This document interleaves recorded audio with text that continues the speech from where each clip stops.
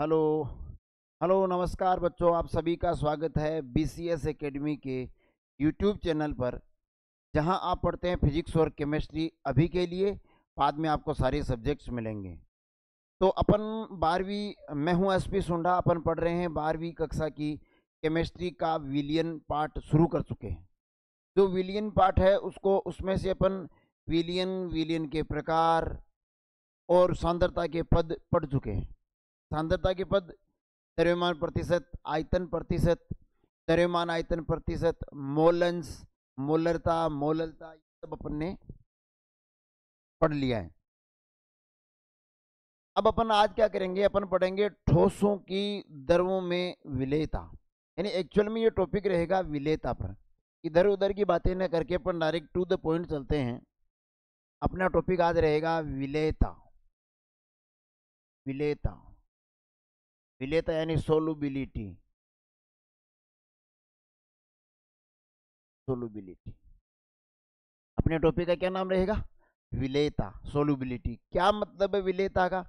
देखो, विलियन के लिए अपन ने कहा कि विलेय प्लस विलायक ये मिलके बनाते हैं विलियन। तो ठीक है जी। अब विलेयता से मतलब है कि कोई विलेय कितनी मात्रा में विलायक में घुल सकता है, वो उसकी क्या कहलाती है? विलेयता। देखो, लिख देते हैं इसकी परिभाषा कि किसी, आप साथ साथ में नोट्स बना सकते हैं, कॉपी पेन रखा कीजिए वीडियो स्टार्ट करने से पहले। और जैसे ही आपके कोई टॉपिक समझ में आता है, हम समझा चुके होते हैं, उसके बाद आप वीडियो पॉज करके आराम से नोट्स लिख लिया कीजिए, ताकि बाद में एक साथ बर्डन नहीं हो। अगर कोई समस्या हो, समझ में नहीं आए, कोई चीज़ की प्रॉब्लम हो, तो बेशक आप कमेंट सेक्शन में ज़रूर लिखिए। अगर टाइम पास करने के लिए यहाँ पर हो या केवल आलोचना की दृष्टि से यहाँ तक पहुँचे हो, तो आपका स्वागत है, आप टाइम पास कर लीजिए, हमें कोई दिक्कत नहीं है। और पढ़ाई के उद्देश्य से यहाँ पहुँचे हो तो बिल्कुल आप सही जगह हो, बने रहिए साथ। प्रॉब्लम्स, अगर कोई डाउट्स बच भी जाते हैं, हालांकि नहीं बचेंगे, कॉन्फिडेंट हो इतना, पर फिर भी अगर कोई आपका डाउट बनता है तो आप कमेंट सेक्शन में ज़रूर लिखिए। देखिए कि विलेय की किसी विलेय की अधिकतम मात्रा, अधिकतम मात्रा जो किसी निश्चित ताप पर, जो किसी निश्चित ताप पर विलायक की, विलायक की निश्चित मात्रा, मात्रा में घुल सकती है या घुल जाती है, उसकी क्या कहलाती है? विलेयता कहलाती है। विलेयता कहलाती है। क्या मतलब हुआ, समझते हैं कि कोई भी विलेय पदार्थ है, कोई भी विलेय पदार्थ है, उसकी अधिकतम मात्रा, कौन सी मात्रा? जो किसी निश्चित ताप पर। इसका मतलब ये हो गया कि ताप अगर बदलेगा तो विलेयता बदल जाएगी। जैसे अपन अपन क्या करें, नॉर्मली अगर पानी में या दूध में चीनी डाल दें और उसका टेम्परेचर नहीं बदले, तो एक स्लो स्पीड से उसमें चीनी घुलेगी। मगर अपन ये करें कि उसको गैस स्टोव पर चढ़ा दें या गर्म करना स्टार्ट करें, तो फिर हम देखेंगे, तो फिर हम देखेंगे कि वो जो चीनी की जो घुलने की स्पीड है वो बढ़ जाती है और चीनी और ज़्यादा घुल सकती है। ये तापमान क्या रहना चाहिए? निश्चित। कि कोई विलेय है, उसकी अधिकतम वो मात्रा तो निश्चित ताप पर विलायक की निश्चित मात्रा में घुल जाए। यानी ज़्यादा से ज़्यादा कितना विलेय घुल सकता है, वो उस विलेय पदार्थ की क्या कहलाती है? विलेयता कहलाती है।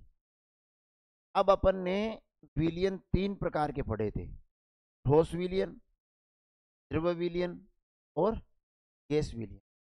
इस आधार पर विलायक की प्रकृति या विलायक की भौतिक अवस्था के आधार पर हमने पढ़ा ठोस विलियन, हमने पढ़ा द्रव विलियन और हमने पढ़ा गैस विलयन। अब ये बताइए ठोस विलयन किन्हें कहेंगे? कि वे विलयन जिनमें विलायक ठोस अवस्था में हो। वे विलयन इनमें विलायक ठोस अवस्था में हो। बाकी विलय ठोस भी हो सकता है, द्रव भी हो सकता है और गैस भी हो सकता है। द्रव विलयन वो जिनमें विलायक द्रव अवस्था में हो, बाकी विलय ठोस भी, द्रव भी और गैस भी।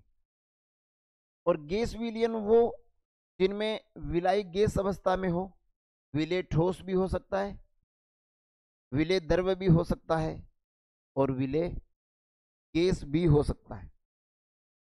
अब अपन ये जो पार्ट है वो अपना पार्ट चलेगा द्रव विलयन पर। एक्चुअल में अपन वो विलयन पढ़ेंगे जिनमें विलायक द्रव अवस्था में हो, जिनमें विलायक द्रव अवस्था में हो। तो चलो पढ़ते हैं, विलेयता पढ़ते हैं किनकी? द्रव विलयन की। अब द्रव विलयन में सबसे पहले अपन पढ़ेंगे ठोसों की द्रवों में विलेयता। क्या मतलब हुआ? ठोसों की द्रव में विलेयता का मतलब हुआ कि विलायक होगा वो द्रव होगा और जो विलेय होगा वो ठोस अवस्था में होगा।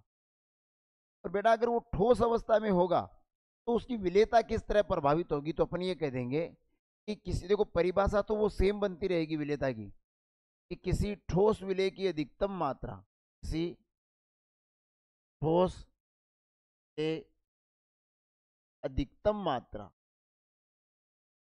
अधिकतम मात्रा जो निश्चित ताप पर, निश्चित ताप पर विलायक की, विलायक की निश्चित मात्रा। अब यहां अपन कई बार 1 लीटर भी ले सकते हैं, मात्रा में घुलती है, घुलती है, ठोसों की दरों में विलेयता कहलाती है। क्या यूं कह दूं क्या 1 लीटर विलायक में किसी ठोस की ग्राम में वह मात्रा जो अधिकतम घुल सकती है निश्चित ताप पर, वो उसकी क्या कहलाती है? विलेयता। तो विलायक की निश्चित मात्रा होगी। विलायक यहाँ पर किस अवस्था में होगा? द्रव, क्योंकि अपन द्रव विलयन पढ़ रहे हैं। तो विलायक द्रव अवस्था में होगा तो अपन कह सकते हैं कि विलायक की निश्चित मात्रा कितनी मान ली जाए? 1 लीटर। तो 1 लीटर विलायक में विलेय के मोल बोल दो, विलेय की मात्रा बोल दो, अधिकतम मात्रा या अधिकतम मोल जो घुल जाए क्या कहलाते हैं?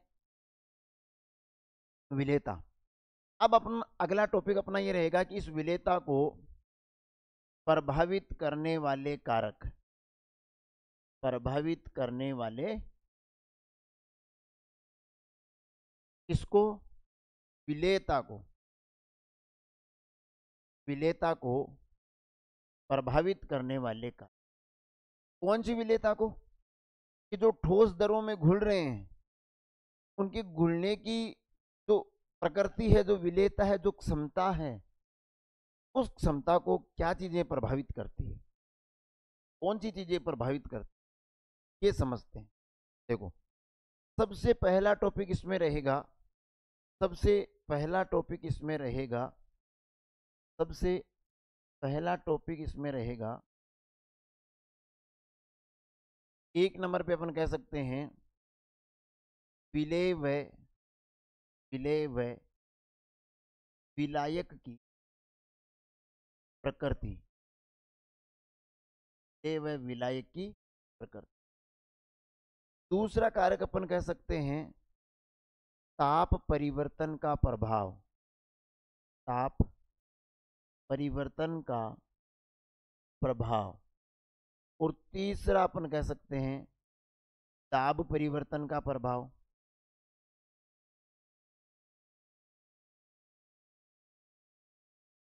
यानी अपन ये पढ़ेंगे कि ठोसों की द्रवों में विलेयता पर क्या प्रभाव पड़ता है विलेय और विलाय की प्रकृति का, क्या प्रभाव पड़ता है ताप परिवर्तन का, और क्या प्रभाव पड़ता है दाब परिवर्तन का। तो चलो पढ़ते हैं। सबसे पहले हरि का नाम। देखो सबसे पहले 1 नंबर पे अपन पढ़ेंगे विलेय व विलायक की प्रकृति। विलेय व विलायक की प्रकृति का क्या प्रभाव पड़ता है, किस पर? विलेयता पर। चलो देखते हैं। देखो इसमें अपने को एक नियम याद रखना है, लाइक डिजोल्व, हिंदी में बात करें समान, समान को घोलता है, समान समान को घोलता है। क्या चीज है समझते हैं। देखो समान समान को घोलता है का मतलब हो गया, इसके लिए अपन लाइन लिखेंगे, विलेय व विलाय की प्रकृति में लाइन लिखेंगे कि सर यदि, सॉरी शॉर्ट लिख लेते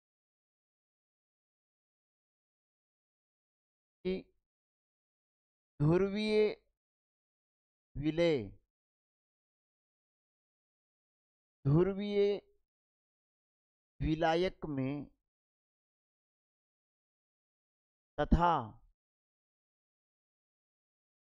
अध्रुवीय, मैं समझाऊंगा, विलेय अध्रुवीय विलायक में घुलते हैं। ये सर पहला पॉइंट। इस समान समान को घोलने का मतलब हो गया, अगर ध्रुवीय विलेय है तो ध्रुवीय विलायक में घुलेगा, अध्रुवीय विलेय है तो अध्रुवीय विलायक में घुलेगा। अब कुछ बच्चों के ललाट पे सलवटे हैं ये सोचकर सर ये ध्रुवीय क्या बला है, ये अध्रुवीय क्या है, हमें क्या पता चलेगा। चलो तुम्हें भी पता करवाते हैं। देखो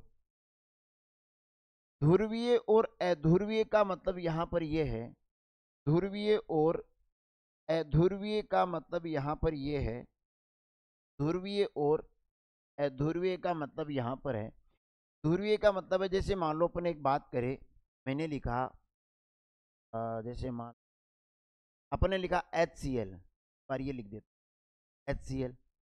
अपन ने जैसे, चलो ये आयनिक में आ जाएगा, एक वर्ड भी आएगा आयनिक। अपन एक बार ऑर्गेनिक में इनको अलग अलग पढ़ेंगे विस्तार से, अभी के लिए आयनिक और ध्रुवीय को अपन लगभग एक कैटेगरी में रख के समझ लेंगे। देखो कैसे, जैसे HCl होता है आयनिक, उसी प्रकार मान लो अपन ने लिख दिया ROH, जिसे अपन एल्कोहल बोलते हैं, एल्कोहल कोहल लिख देते। ये सब चीजें अपन ऑर्गेनिक में बड़े विस्तार से, बड़े प्यार से, बड़े अच्छे तरीके से पढ़ेंगे कि जैसे HCl है वो आयनिक है, तो एल्कोहल आयनिक तो नहीं है मगर ध्रुवीय है। क्या मतलब हुआ समझते हैं। देखो जो बंध होते हैं कि दो परमाणु या तत्व जब आपस में अष्टक नियम पूरा करने के लिए, स्थायित्व प्राप्त करने के लिए आपस में जब वो कनेक्ट होते हैं तो एक बॉन्ड बनाते हैं, इसी बॉन्ड के द्वारा कनेक्ट होते हैं, बंध के द्वारा कनेक्ट होते हैं। और बंध होते हैं सहसंयोजक बंध, आयनिक बंध, उप सहसंयोजक बंध, इस तरह करके ऑर्गेनिक में अपन बड़ा विस्तार से पढ़ेंगे, तो आप बेसिक जानकारी ले लेते हैं। सहसंयोजक बंध कब बनते हैं?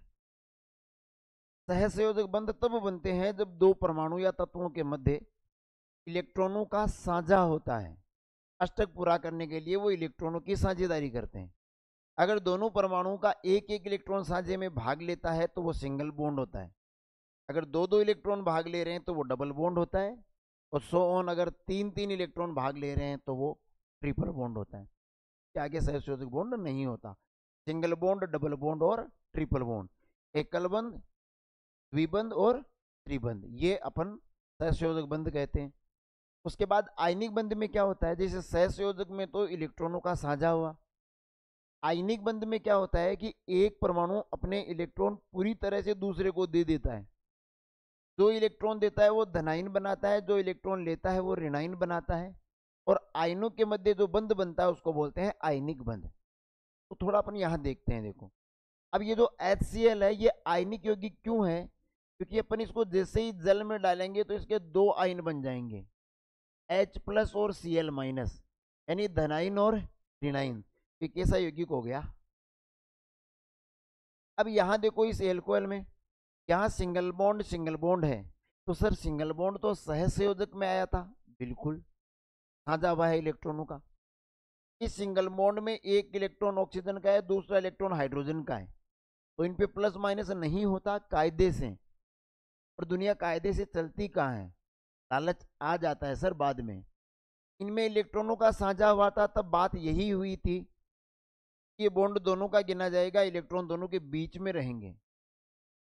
एक तेरा है एक मेरा है, तो बीच में रहेगा, ना तेरी तरफ ना मेरी तरफ। पर बाद में देखा गया कि ऑक्सीजन की विद्युत ऋणता अधिक होती है।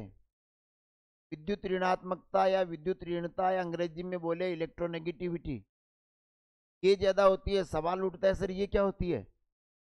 विद्युत ऋणता का मतलब होता है किसी परमाणु द्वारा बंद के इलेक्ट्रॉनों को अपनी ओर खींचने की क्षमता, पावर, क्या कहलाती है, विद्युत ऋणात्मक।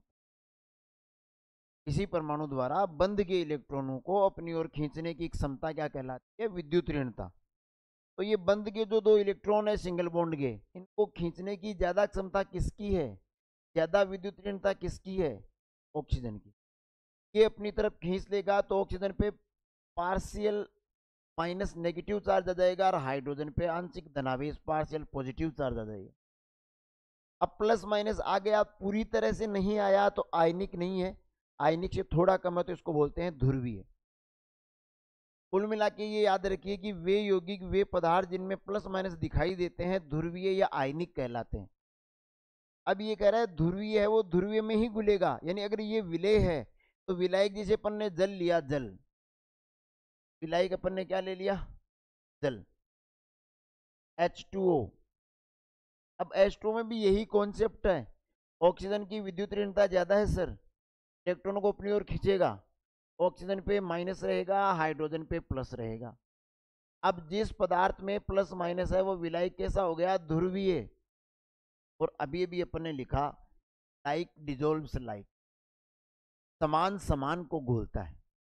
तो विलायक यानी जल यानी ध्रुवीय है, विलय माने HCl एल्कोहल ध्रुवीय है, तो दोनों के दोनों ही जल में विलय होंगे, घुल जाएंगे, समान है, घुल जाएंगे।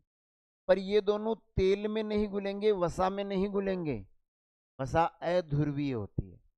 तो यहाँ मोटे तौर पर इतना याद रखना है, इस पॉइंट में इतना ही याद रखना है, लाइक डिजोल्व्स लाइक, समान समान को घोलता है।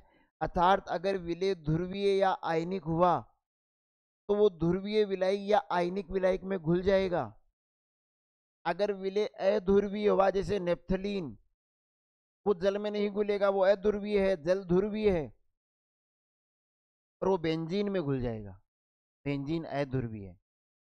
ये अपन ने समझ लिया है पहला पॉइंट, कि समान समान को घोलता है। विलेयता को प्रभावित करने वाले कारक पढ़ रहे हैं। दूसरा कारक अपन पढ़ेंगे ताप का प्रभाव। ताप, टेम्परेचर का प्रभाव, यानी ठोस जब द्रव में घुलते हैं तो ताप बढ़ाने और घटाने का क्या फर्क पड़ता है, चलो पढ़ते हैं। देखो कोई भी ये विक्रिया है को अपन दो भागों में बांट सकते हैं। या तो वो विक्रिया है उष्माक्षेपी, या पढ़े हुए हो, 10th में भी पढ़ा है, 11th में भी पढ़ा है। या वो विक्रिया है उष्माशोषी। पीछे से आवाज आ रही है कि सर हम पुरानी बातें याद नहीं रखते। पढ़ाई के लिए नहीं है, तुम्हारी यही तो प्रॉब्लम है, कौन सी बात को कहाँ अप्लाई करना है। हिंदी की किताब में पढ़ लिया, खोदा पहाड़ निकली चुईया, घर गए फावड़ा उठाया, बेटा कहाँ जा रहे हो, पहाड़ खोदने, मांझी बनना है, चुईया निकाल के चेक करना है निकलती नहीं निकलती। ऐसा नहीं होता, मुहावरा है वो, है ना। देखो उष्माक्षेपी या उष्माशोषी विकिरण क्या होती है। उष्माक्षेपी विकिरण में क्या होता है कि कोई अभिकारक है, अभिकारक कौन, जो क्रिया करते हैं। अभिकारक जब उत्पाद में बदलते हैं तो साथ में उष्मा भी बनती है, क्या कहलाती है, उष्माक्षेपी। उष्माशोषी इसके विपरीत है, कि कोई अभिकारक होगा वो ऊष्मा ग्रहण करेगा पहले, तब जाके बदलेगा उत्पाद में, तब जाके किसमें बदलेगा। अब ताप परिवर्तन का देखो, जितने भी विक्रियाएं होंगी वो या तो होगी ऊष्माक्षेपी या होगी ऊष्माशोषी। अब हमें ये पढ़ना है कि ऊष्माक्षेपी में अगर ताप बदल रहे हैं तो क्या प्रभाव पड़ेगा, ऊष्माशोषी में अगर ताप बदल रहे हैं तो क्या प्रभाव पड़ेगा, समझते हैं। देखो, ऊष्माक्षेपी विक्रियाओं में हो क्या रहा है कि अभिकारक उत्पाद में बदल रहा है और ऊष्मा और साथ में निकल रही है, यानी अभिकारकों को ऊष्मा की जरूरत नहीं है, एक्स्ट्रा एनर्जी है उनके पास, इसलिए वो उत्पाद के साथ में ऊष्मा बाहर निकाल रहे हैं। ऊष्मा की जरूरत है नहीं और अपन इनको गर्म कर रहे हैं, ताप बढ़ा रहे हैं। तो यदि ताप बढ़ाएंगे तो हम इसके खिलाफ जा रहे हैं। कहने का मतलब ये हो गया, जो ऊष्माक्षेपीय विक्रियाएं हैं, ऊष्माक्षेपी अभिक्रियाएं हैं, उनमें ताप बढ़ाने पर विलेयता घटती है, विलेयता घटती है। अरे जाहिर सी बात है, अभिकारक उत्पाद में बदल रहा है, ठोस विलेय द्रव्य विलायक में घुल रहा है और साथ में उष्मा और बाहर निकल रही है। वो तो अपने अंदर की उष्मा बाहर की तरफ निकाल रहा है, तुम सामने से उष्मा दे रहे हो, गर्म कर रहे हो उसको, तो उसके खिलाफ जा रहे हो ना। तो जो तुम चाहते हो वो घटना अब नहीं होगी, विलेयता कम होगी। इसके ओपोजिट देखो, यहाँ अभिकारक है वो उष्मा ग्रहण कर रहा है और ग्रहण करने के बाद बदल रहा है उत्पाद में, यानी अभिकारक को उत्पाद बनने के लिए, ठोस विलेय को द्रव्य विलायक में घुलने के लिए किसकी जरूरत है, उष्मा। और आपने गर्म किया यानी ताप दिया, आपने हेल्प कर दी उसकी, ये जल्दी से घुल जाएगा और अधिक घुलेगा, तो हम कहेंगे जो उष्मा शोषी विक्रियाएं हैं, उष्मा शोषी अभिक्रियाओं में ताप बढ़ाने पर, ताप बढ़ाने पर विलेयता घटती, सॉरी सॉरी सॉरी, देखो, ताप बढ़ाने पर विलेयता बढ़ती है, विलेयता बढ़, हमने मदद कर दी सर, अभिकारक को उष्मा चाहिए थी, उष्मा शोषी अभिक्रिया है, आपने गर्म किया, हेल्प कर दी, जल्दी से घुल जाएगा, तो विलेयता बढ़ती है। ये तो है याद करने के लिए। नियमों की अगर बात करें तो ये दोनों की दोनों घटनाएं होती है ला सातेली नियम के अनुसार। 11th में पक्का पढ़ा है, अगर 11th पढ़े हो तो, पढ़े तो हो ही, सर ने तो पढ़ा ही है, तुम पढ़े हो तो, है ना। ला सातेली नियम के अनुसार ये नियम परिवर्तन का विरोध दर्शाता है, परिवर्तन का विरोध। ला सातेली नियम ये है कि विक्रियाएं हमेशा परिवर्तन का विरोध करती है, उनकी कोर नेचर में अगर आप कोई बदलाव करना चाहते हो तो उसके खिलाफ जाएगी और उस दिशा में जाएगी जहां उनका प्रभाव कम हो जाए, किसका, परिवर्तन का। तो इतना गहराई में जाने की जरूरत है नहीं, अपने को इतना याद रखना है कि ताप का प्रभाव किस पर, ठोसों की दरों में विलेयता पर ताप का क्या प्रभाव पड़ता है। अपन इस तरह से समझेंगे कि देखो, अभिक्रियाएं ऊष्माक्षेपी है या ऊष्माशोषी है। अगर अभिक्रिया ऊष्माक्षेपी है तो ऊष्माक्षेपी विक्रियाएं ताप बढ़ाने पर विलेयता घटती है, ऊष्माशोषी विक्रियाओं में ताप बढ़ाने पर विलेयता बढ़ती है, और ये सब होता है ला सातेलीय नियम के अनुसार। 11th के सिलेबस में ला सातेलीय विस्तार से पढ़ाएंगे सर। देखो, अभी अपने दो प्रभावित करने वाले कारक पढ़ लिए, किनको भाई, ठोसों की दरों में विलेयता को। भाई ध्यान दे के पढ़ना है, मैं बीच में किसी भी बच्चे को खड़ा करके पूछ सकता हूं कि कहाँ पे पढ़ रहे हैं, और जो नहीं बताएगा ना उसको इस कैमरे में घुस के थप्पड़ मार के बाहर आऊंगा, ठीक है। सुनो, तीसरा अपन पढ़ेंगे दाब परिवर्तन का प्रभाव, दाब परिवर्तन का प्रभाव, दाब परिवर्तन का प्रभाव। देखो जी, देखो सर, हम पढ़ रहे हैं ठोस की द्रव्य में विलेयता को प्रभावित करने वाले कारक। पहला पढ़ा विलेय और विलाई की प्रकृति का प्रभाव, दूसरा पढ़ा तापमान परिवर्तन का प्रभाव, और अभी तीसरा पढ़ने जा रहे हैं दाब परिवर्तन का प्रभाव। अब ध्यान दो, इसमें लिखेंगे क्या, सुनो। इसमें हम ये लिखेंगे सर कि ठोस व द्रव्य की संपीड्यता बहुत कम होती है। बहुत कम हो तो नहीं रहे, होती है, बहुत कम हो तो है। अतः इन पर दाब परिवर्तन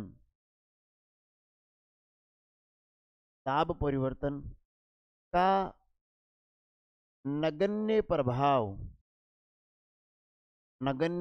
पड़ता है। दाब परिवर्तन का नगण्य प्रभाव पड़ता है। सर, इनमें अनजान चीज एक ही लग रही है, संपीड्यता वर्ड। बस देखो, देखो विलेय है वो ठोस है, विलायक वो द्रव है, क्योंकि ठोसों की द्रवों में विलेयता पड़ रहे हैं। अब ये कह रहे हैं सर, ठोस पदार्थ की मुख्यतः तीन ही तो अवस्थाएं हैं, ठोस, द्रव और गैस। ठोस, द्रव और गैस। देखो, संपीडिता का मतलब होता है, जैसे मैं ये समझा दूं, जैसे ये मेरे हाथ में पेन है, ये पेन ठोस है सर, इसको दबाएं, दाब डालें इस पे और इसका आकार बदल जाए, ये फ्लेक्सिबल हो, तब तो अपन कहेंगे कि सर इसकी संपीडिता अधिक है, अदरवाइज अपन कहेंगे इसकी संपीडिता कम है। तो हमने ये पढ़ा है कि ठोस के कण बहुत नजदीक नजदीक होते हैं, उनके बीच में रिक्त स्थान नहीं होता, नगण्य होता है। तो जब उन पे आप दाब डालोगे, जैसे ठोस अपने इस तरह पढ़ सकते हैं, ठोस, द्रव्य और गैस। ठोस के कण वो एकदम एक दूसरे से सटे हुए होते हैं,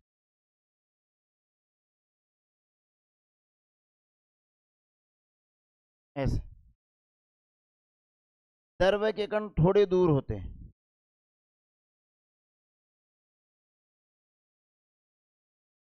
और गैस के कण बहुत दूर दूर होते हैं। अब खुद दिमाग लगा लो, इस पे अगर आप प्रेशर डालोगे तो ये तो न के बराबर कंप्रेस्ड होंगे, जगह ही नहीं है बीच में। यहाँ देखो थोड़े दूर है तो थोड़ा सा ये भी कंप्रेस हो सकते हैं, ये तो बहुत ज्यादा संपीड़े हैं।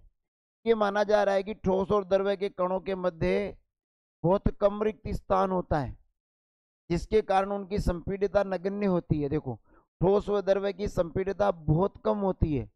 अब संपीड़ितता बहुत कम है तो दाब कितना ही डाल दो, उन पे कोई प्रभाव नहीं पड़ने वाला, या प्रभाव पड़ेगा वो इतना कम पड़ेगा कि गिनो ही मत। तो दाब परिवर्तन को न गिनने योग्य प्रभाव पड़ता है, नगण्य प्रभाव पड़ता है।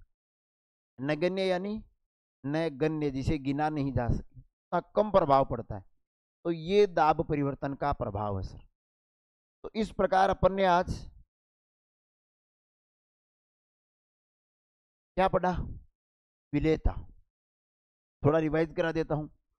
विलेयता में अपन ये कहेंगे कि साहब, विलेय की वह अधिकतम मात्रा जो विलायक की निश्चित मात्रा में निश्चित ताप पर घुल जाती है, क्या कहलाती है, विलेयता।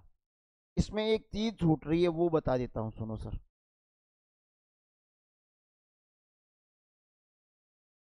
देखो सर, एक मुझे दो शब्द याद आ गए जो आते हैं कई बार, हालांकि मैं उम्मीद करता हूं कि वो तुम्हें पहले से आ रहे हैं। वो पीछे वाला हंस रहा है, नहीं आ रहा ना, देखो देखो, शब्द ही नहीं बताई। देखो बोर्ड पे, बोर्ड, एक बच्चा बोल रहा है बोर्ड पे दिखाई नहीं दे रहा। दिखाई नहीं है कुछ, क्या दिखेगा रे, क्या पाखंड कर रहे हो। देखो, विलियन को अपन, कोई भी विलियन है, विलियन है, विलियन सॉल्यूशन, कोई भी विलियन है उसको अपन इस तरह तो दो भागों में बांट सकते हैं सर। या तो कह सकते हैं वो विलियन है संतृप्त,